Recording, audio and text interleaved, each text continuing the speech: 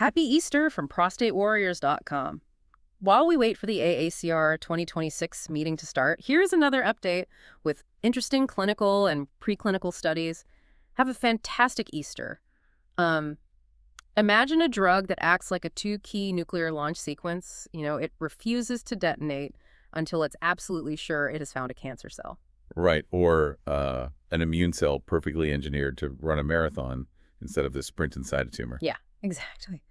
Welcome to today's deep dive. If you're joining us, your mission and ours is to cut through the noise and get straight to the most fascinating updates in prostate cancer research. It really is a profound moment for this field right now. It is. We're doing this in two parts. First, we're tackling the latest data coming out of human clinical trials, and then we'll pivot to the lab to look at some preclinical breakthroughs that are honestly, essentially science fiction becoming reality. Yeah, when you step back and look at these sources, what really stands out is this monumental shift in how the disease is approached. Mm-hmm. We are finally leaving the era of, blunt force treatments behind. Yeah. And we're stepping into an age of highly precise cellular level engineering. The pace of innovation we're seeing right now offers some genuine, tangible hope.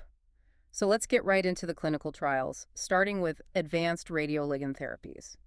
I want to talk about the concept of a cold tumor first, because prostate cancer has historically been notorious for this, right? Yes, that is a critical hurdle. Prostate tumors are typically what oncologists call immunologically cold. They have a low tumor mutational burden, or TMB. Which basically means what for the layman? In simple terms, they just don't look mutated enough to trigger the body's alarm system. Because of this, standard immunotherapy drugs, which rely on your immune system to recognize and attack the cancer, usually struggle to find any traction. I see. Yeah, the immune cells essentially walk right past the tumor, completely blind to the threat. Which makes the final results of the PRINCE trial so compelling. This was a phase 1b2 trial. Could you walk us through who these patients were and, what the data showed? Certainly. So they enrolled 37 patients with mCRPC metastatic castration-resistant prostate cancer. This means the cancer has spread and continues to grow even when testosterone is completely suppressed. Wow. Okay. And these were heavily pretreated men. A full 100% of them had progressed after prior androgen receptor inhibitors, and 73% had already been through docetaxel. Which is a standard taxane chemotherapy, right? Exactly. So their cancer has already learned to survive our standard heavy-hitting lines of defense. Yes, it's very aggressive. Yeah. But in this trial, researchers gave these men a combination therapy. They used PSMA 617, which you might know as Pluvicto delivering targeted lutetium radiation directly to the tumor. Okay. But then they combined it with Pembrolizumab, a well-known immunotherapy drug. The results were striking. 76% of these heavily pretreated patients achieved a PSA 50 response. Meaning their PSA levels plummeted by at least half. Right. And more importantly, the overall survival reached 20.8 months. Man, that survival number is huge. When I read how this worked, it felt like the radiation was acting as a primer, like a 1-2 punch. That's a great way to put it. Yeah, it goes in, causes localized chaos, breaks the tumor cells open, and suddenly all those hidden cancer proteins are exposed. It forcefully wakes up the immune system, turning a cold tumor hot so the Pembrolizumab can finally step in and do its job. That is the biological beauty of this combination. Achieving a 20.8-month overall survival in a low TMB population that has already failed chemotherapy, well, it's highly notable. Yeah, I'd say so. It proves that radioligand therapy isn't just about killing cells directly with radiation. It has a profound immunogenic priming effect. This trial essentially validates the combination strategy and paves the way for much larger phase 3 trials. Okay, but I'm looking at this next study, the RAD402 trial out of Australia, and honestly, I'm a bit lost here. They just dosed their first patient in a phase 1 trial using a different radioactive isotope called terbium-161. Yes, targeting KLK3. Right, which is basically the PSA protein on the cells. My question is, Pluvicto already uses lutetium to deliver radiation, and it clearly works. Why are researchers trying to reinvent the wheel with a totally new radioactive isotope? Well, it's a fair question, and it really comes down to a matter of precision versus area of effect. Lutetium is highly effective, sure, but it emits beta particles. Beta particles have a relatively long range in microscopic terms. Like a shotgun blast. That's an excellent analogy. They clear the room, they destroy the targeted cell, but the radiation energy also hits some of the immediate neighbors. Which could be healthy tissue. Exactly. Yeah. Terbium-161 is different. It's a dual-action isotope. It emits those same room-clearing beta particles, but it also emits something called Auger electrons. And what makes Auger electrons different? If beta particles are a shotgun blast, Auger electrons are a scalpel. They have incredibly low energy, meaning they cannot travel far at all. For an Auger electron to do any damage, it has to be sitting practically on top of the DNA strand. But when it is that close, it slices right through it, causing catastrophic, irreparable double-strand DNA breaks. Oh, wow. So it destroys the cancer cell's instruction manual completely. Precisely. And because the energy drop-off is so steep, the healthy cells right next door remain completely untouched. That's incredible. Right. In preclinical models, this dual action showed a unique ability to clear safely through the liver while minimizing radiation exposure to the bone marrow. Which is a very common vulnerability when we use systemic radiation therapies. It is. It's a major limiting factor. That makes perfect sense. You get the neighborhood clearing of the beta particles, plus the precision scalpel of the Auger electrons. So we've talked about using radiation to prime the immune system and essentially hoping the T cells notice. But what if we just drag the immune system to the tumor directly? That is where bispecific T-cell engagers come into play. Yeah. They act as a biological bridge. One side grabs a passing T-cell, and the other side hooks into the cancer cell, forcing them into a lethal embrace. Which brings us to the phase 1 trial for Xaluritamig, or AMG 509. It grabs STEAP1 on the cancer cell and CD3 on the T cell. They are testing this strictly as a monotherapy alongside standard ADT in metastatic castration-resistant patients. Correct. But the inclusion criteria really caught my eye. To get into this trial, a patient must have had prior AR pathway inhibitors and exactly one taxane therapy. Yes. Why are they focusing solely on monotherapy for this incredibly specific post-chemotherapy group? Because, in the past, we always looked at combining these new drugs with everything else. Well, it's about isolating the variable. In oncology, when you mix multiple advanced therapies together, the waters can get muddy very quickly. How so? If a patient suddenly improves, is it the new drug? Is it the old chemotherapy finally kicking in? Or is it some unknown synergy between them? Right, you can't tell which part of the cocktail is doing the heavy lifting. Exactly. And let's consider what life is like for a patient who has failed taxane chemotherapy. Their cancer is aggressive, it's heavily mutated, and their standard options are effectively exhausted. Yeah. By isolating Xaluritamig as a monotherapy in this specific post-taxane window, researchers can validate its true independent efficacy where we need it most. And what does the early data tell us? The prior dose exploration data justifies this intense focus. At higher doses, we saw up to a 59% PSA 50 response. Wow. Yeah, that is a massive signal. It proves that even after chemotherapy has failed, STEAP1 remains a highly vulnerable target on the surface of prostate cancer cells. Okay, so dragging T cells to the tumor is great, but what if the patient's immune system is simply too exhausted to fight, even when forced? That's a huge problem. Right, so that's where scientists bypass the immune system entirely and send in an autonomous smart bomb, which brings us to antibody-drug conjugates, or ADCs, and molecular glues. I want to look at the IDE034 study next. ID0334 is a fascinating piece of engineering. It's a phase 1A/1B trial for a dual-target ADC. Right, so normally an ADC is an antibody that finds a target on a cell, gets swallowed up, and then releases a toxic payload. But this one drops a payload called a topoisomerase 1, or TOP1 inhibitor. Yes. And the catch is it only drops it if the tumor expresses both the B7H3 protein and the PTK7 protein. I like to think of this as a two-key nuclear launch sequence on a submarine. I love that analogy. Yeah, the drug floats around the bloodstream, bumping into cells, but it absolutely refuses to release its toxic cargo unless both keys are turned at the exact same time. That two-key system is vital for safety, which we call widening the therapeutic window. Let's look at why they chose those two specific keys. Yeah. B7H3 is an immunosuppressive checkpoint protein. Okay. It's notorious in prostate cancer because its expression remains high and incredibly stable, even under androgen deprivation. It doesn't care if you lower the patient's testosterone, it stays right there on the tumor surface like a beacon. And the second key, PTK7. PTK7 is highly expressed in about 63% of prostate cancer cases, but crucially is only found in about 8% of benign, healthy prostate tissue. Oh, that's a huge difference. It is.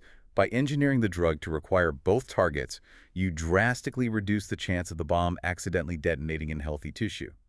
It increases the safety profile so much that we can afford to hit the tumor much harder. And tell me about this payload. What exactly does a TOP1 inhibitor do when it finally gets released? Topoisomerase 1 is an enzyme that naturally acts like a zipper. It temporarily unzips the DNA strands so the cell can read them and divide. A TOP1 inhibitor jams that zipper open. Ouch. Yeah, when the cancer cell tries to replicate, it literally tears its own DNA into shreds and dies. That is brilliant and terrifying. Now, if ADCs are delivery vehicles bringing a bomb to the factory, molecular glues feel like sending a saboteur to dismantle the factory from the inside. Very true. Let's talk about the phase 1/2 trial for MRT-2359. This is a molecular glue targeting GSPT1 paired with enzalutamide. The standout data here is wild. It really is. In a specific subgroup of heavily pretreated patients with AR mutant tumors, there was a 100% PSA response rate. Now, I have to be clear, there were only 5 patients in this subgroup. 5 out of 5 is a tiny sample. But still, a 100% response in late-stage mutated cancer is a massive signal, isn't it? It's a profound signal, regardless of the small sample size. To understand why it's working so universally in that group, we have to look at the mechanism. MRT-2359 works by hijacking the cereblin E3 ubiquitin ligase complex. Okay, unpack that machinery for us. What exactly is the E3 ligase complex? Think of it as the cell's natural garbage disposal and tagging system. Its normal job is to tag old, broken, or misfolded proteins so the cell knows to destroy them and recycle the part. Makes sense. What this molecular glue does is trick that garbage disposal into sticking a Destroy Me tag onto GSPT1. And the cancer needs GSPT1. Desperately. GSPT1 is a protein that the cancer relies on for MYC-driven translation, which is essentially the manufacturing line for creating new cancer proteins. So it's crucial. Absolutely. Right. Without GSPT1, the cancer cell starves and halts production entirely. It literally tricks the cancer cell into throwing its own essential machinery in the trash. Wow. And the signal in these AR mutant tumors is so robust that researchers aren't waiting around. They are already expanding to a phase 2 trial, combining it with apalutamide in 2026. I just love that visual, the cancer throwing its own tools in the trash. All right, let's pivot away from human trials and step into the lab. I want to look at the preclinical studies to see how researchers are proactively solving the flaws of our current therapies before they even reach the clinic. This is where things get really creative. Yeah. First up, the problem of T-cell exhaustion. We have a new molecule called QL535. It targets PSMA on the tumor, CD3 on the T-cell, and crucially, a molecule called CD2. This represents the next evolution of immunotherapy. Traditional T-cell engagers, the ones grabbing the immune cells, often use a co-stimulatory molecule called CD28. Okay, and what's wrong with CD28? The problem with CD28 is that it's like flooring the gas pedal on a freezing cold engine. It causes massive, immediate inflammation, dumping out cytokines all at once. The T-cells fight incredibly hard for a short time, and then they burn out and become permanently exhausted. Oh, I see. QL535 swaps out CD28 for CD2. So, if standard T-cell engagers turn the immune system into sprinters who run incredibly fast but collapse halfway down the track, QL535 turns them into marathon runners. Yes, and the environment dictates why that's necessary. Yeah. Solid tumors present a chronic, exhausting, highly acidic environment for the immune system. A quick sprint doesn't work. You need sustained immune pressure over time. Right. CD2 is naturally abundant in prostate tumors. By utilizing it, the drug triggers a much more controlled, steady release of inflammatory cytokines. It keeps the T-cells active, awake, and fighting for a much longer period without burning them out.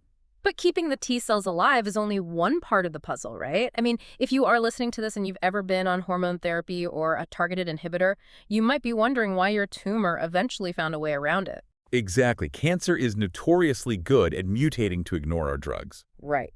Which leads us to another preclinical study on HY809382. This is an oral degrader targeting the PRC2 complex, specifically the DED protein. The PRC2 complex is a massive headache in treatment-resistant prostate cancer because it actively shuts down the tumor suppressor genes that would normally stop the cancer from growing. Sneaky. Very. The standard approach for years has been to use EZH2 inhibitors, like the FDA-approved tazemetostat, to try and jam up that complex. But the cancer just mutates the EZH2 protein so the drug can't bind to it anymore. Exactly. Or it'll just swap it out entirely and use a backup protein called EZH1, rendering the inhibitor completely useless. HY809382 takes a vastly superior approach. Because it's a degrader. Yes. Much like the molecular glue we discussed earlier that tricked the garbage disposal, this drug binds to the ED protein and tags the entire PRC2 complex for destruction. So instead of just trying to put a stick in the spokes of the machine, it takes the entire door off the hinges. It dismantles the entire complex. Because the whole structure is degraded and removed, it doesn't matter if the cancer mutated its EZH2 protein or tried to use EZH1. The machinery's gone.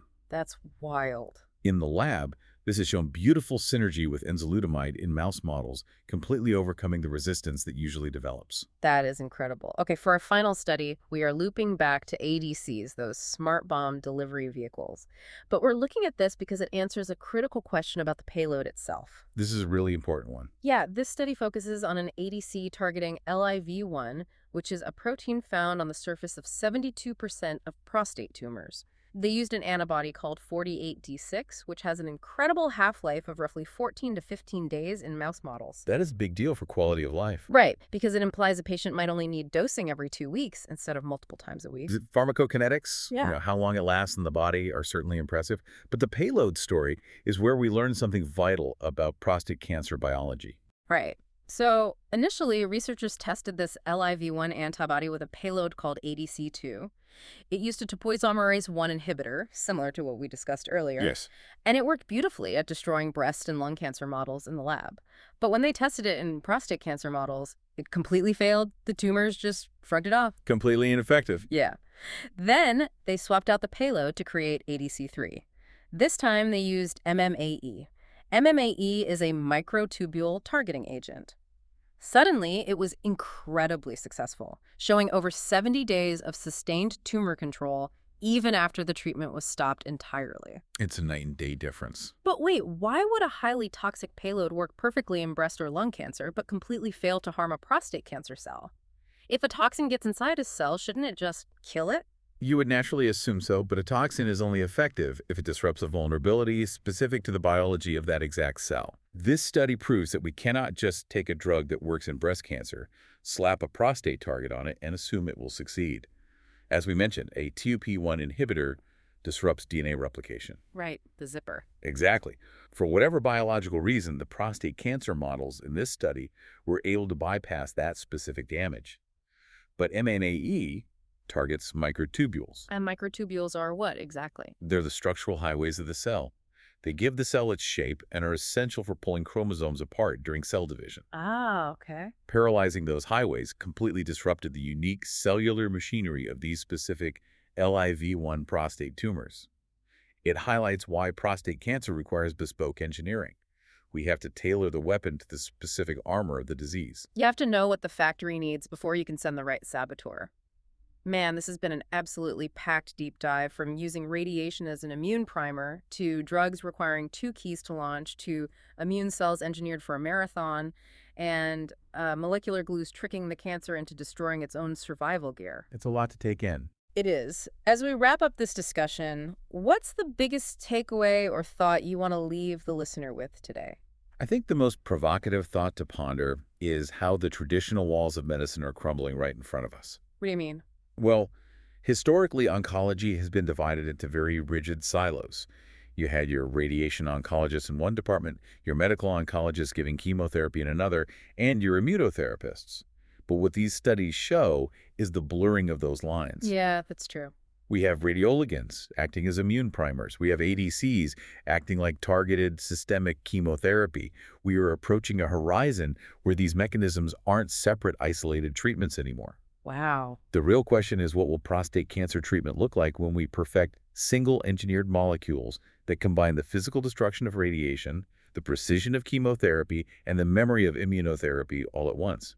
Because that is the future we are watching unfold in these clinical trials. The ultimate multi-tool for the immune system. It really is an incredible time to be following this research. Thank you for joining us as we explored this cutting-edge diagnostic and therapeutic landscape. Stay strong and fight on.